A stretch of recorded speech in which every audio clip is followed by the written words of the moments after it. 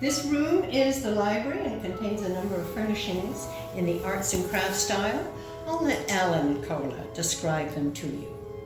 Prior to 1940s and 50s, this would have been not only the library, it would have probably been the study. Study later was moved up front to the front of the house. But in this room you have a collection mostly of arts and crafts furniture. You go from Roycroft tables, side tables. There's a Hubble lamp with etched glass over on the table on the west wall. Each of the side of that lamp are two Gustav Stickley, what we call square spindle comfort chairs. Very desirable chairs, very comfortable chairs. Gustav Stickley would have made those probably around 1912 circa. And the settle across from those on the east wall is by J&L Stickley.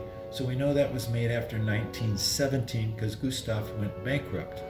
He was so particular about his furnishings and the quality of wood that he wouldn't compromise.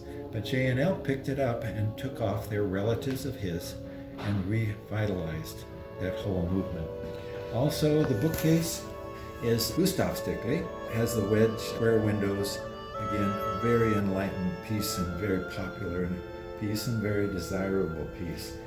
The side table that is on the south wall, little side table, is what's actually called, and notice again the wood dowling or that is on each side, we would call it as a square dowling, but that's an original J&L Stickley library table, small.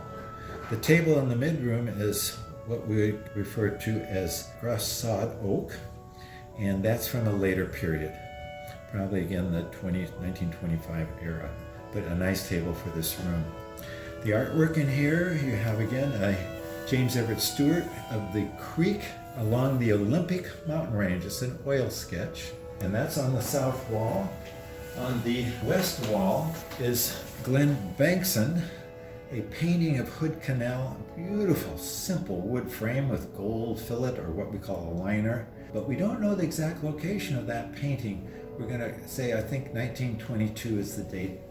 And on the south wall is a commissioned painting done by an artist that came up into Washington State by the name of Leroy Updike.